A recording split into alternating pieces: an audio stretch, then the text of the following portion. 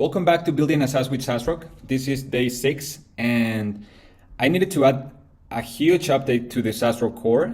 For example, custom entity views, image display, and saving the raw value media to Supabase instead of storing as base 64, and a new property of type text, which is a variant that is a Monaco editor. For example, custom views look like this.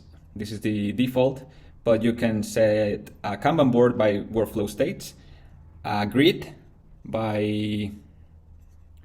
with displaying or hiding certain properties, and the image display comes from Supabase. As you can see, if I copy this image address, it will be a public URL from Supabase. And finally, the text variant, which is this one right here. It's basically the VS Code editor. And this can be JavaScript or C# or any supported by VS Code language. So let's start with our SaaS. I need a receipt entity. It will be called receipt. The slug will be receipts, and this is the icon that I am choosing. It has a workflow because I need pending, invalid, and completed states. And it will have these 4 properties. The first one, it requires a user to set the taxpayer, which is already a custom entity automatically generated. Next, we have one photo, which is of type media, max 1, and accept only these file types, which is image. Next, we need use single select. This is basically for Mexican invoices.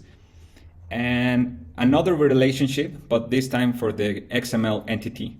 And this will be hidden because the user will not set it. The super admin will set it. That's part of the SaaS value. Okay, so how does this look on the Prisma model? Let's take a look at the changes. First, on the XML model, I added this property that says this XML comes from this receipt row ID. And since a receipt is a automatically generated row, we need to set the row model for this new property, XML from receipt. You will see that in a second. Next, the seed changed a little bit. For example, because I changed the way that you add custom attributes to properties, they're now enumerators instead of hard-coded database properties. And this way I can add on the fly any attribute to a custom field, let's say lowercase for property type of text. Next, we created this new custom entity, the receipt, where I set these properties, the taxpayer, which is of type entity, and I relate to the taxpayer entity right here. I find the property called ID, and that's what I set to the parent ID of this property. Next, the photo, which is of type media, max value 1. Next, the XML, relating the other entity, custom entity, called XML. And finally, the use, which is a single select property with all these options. Now, let's take a look at how this looks on the application.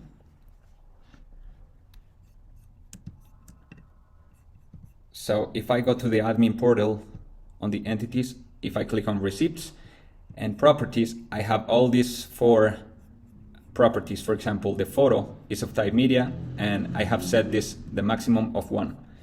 And now, if I click on receipts and click new, this is automatically generated. But I needed to add this new file, receipts new, which is basically extending the default. And we're just changing the entities log right here, receipts. The same way as we did with taxpayers.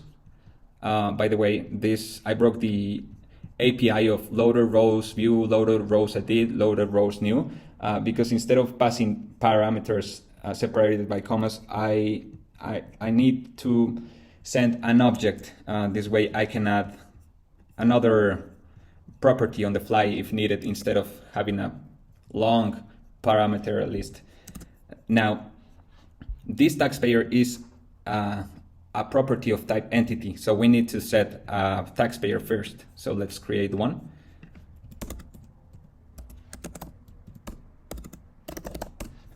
Now let's go back to the receipts new page, and here it is. Now, if I add 2 photos, it will say maximum number of files exceeded. So let's set only 1. And here are the use options. Let's set to the first one. And this is a custom view extending the default. Let me show you. This is the new route called receipts.id. Let's open this file.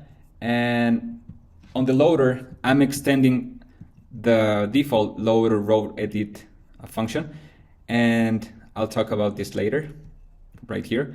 I want to focus first on the component. So this component route is extending the default edit route. This is where you get all the edit layout, where you have the title, the workflow state badge like this, the button to set the next workflow states, the share button, the edit button, the row form, which is right here, the tags, the activity, and the tasks, which is this one, tasks, and this one. But we want a custom form below the auto-generated row form. So I'm passing to this property after row form, which means after this one right here, we have this new form, XML and PDF. And this is just a form with an action of type set XML. And this is an input group where I pass the input media. What media? Well, the one that I'm extending right here, XML media. And I'm seeing if this receipt already has an XML, which is the new property that we added. And this, of course, needs to be set on the row with details. And as well as here on the XML, before it was like this, where you had XML comes from email. Now you have XML comes from email or from receipt, and receipt that is created from a receipt. So if the receipt was added an XML, let's add this media, which is the file of XML. And if this PDF was set as well, we're returning the PDF file. So this XML media is used right here on the initial media of the input. So let's create one invoice like this one right here. First, we don't have any XML, so let's save this. And as you can see, it says now click here to view XML. So if we got this XML from the receipt, it means that it was created successfully from these receipts. So let's take a look at the custom action. This resembles the custom action that we needed for XML's new, where you had to find, this is on the previous videos, but basically you iterate for all XMLs and find their PDF pairs, create the Supabase XML file, create the Supabase PDF file, and create an XML and send it to the initial workflow state. So basically, this is the algorithm right here. We're getting the form data, and if the action is set XML, we're gonna use this logic. Otherwise, we're gonna return the default actions, because the default actions allow you to share, to add tags, to edit this row form component, and we're just extending this action right here. So what does this action do? It gets the receipt entity, the receipt from the current ID param, the XML property, and if an XML media is already set, like it is right now, we're just gonna return an error. Otherwise, we're gonna find the XML and the PDF, and this is the algorithm that resembles this one right here on XML's new route that I told you, where you create the row and you send it to the initial workflow state. As you can see, it's the same. The only thing that changes is that I'm passing that it comes from receipt row ID, from the current receipt.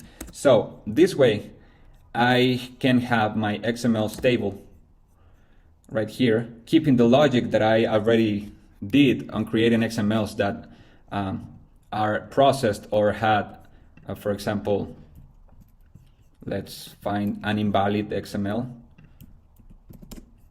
Two XMLs that are invalid. Invalid UUID, this is one is pending. Let's reload.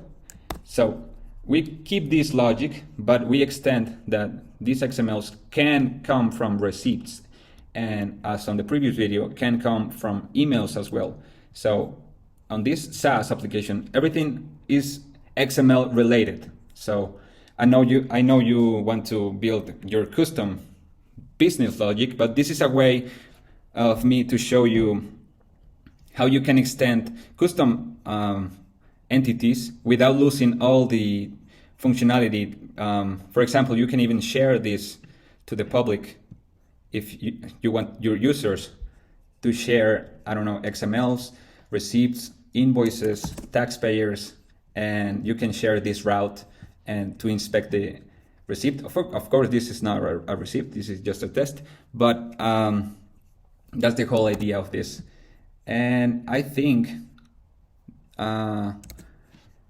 we just need to create custom views for you to see how this comes nice for this SaaS application. So here on the receipts route, we are getting the default. So let's extend this on the admin side. Let's create a default route, a default view right here called pending receipts of layout table. So it's called pending receipts layout table. And we want to display the folio on the photo created by user and created at. So let's remove all this. So we want the folio, the photo created by user and created at. And finally, let's filter that we want to set view only pending receipts. So on the filters, let's select the workflow state and set it to pending. So let's see if this works. So it says pending. I meant pending receipts. Pending receipts, okay. And now for the second view, let's create a default. This is not a default view, this is just a view. A view called all receipts of type board. This will be called all receipts of type board. And this will be grouped by workflow states. And just as the other one, let's just select the folio, the photo, created by user and created at, in this order. And this is without filters. So let's just create this. And let's see if this works. Pending receipts and all receipts, and this is of board grouped by workflow states. So let's try switching this receipt to the process state. But first, let's create another receipt.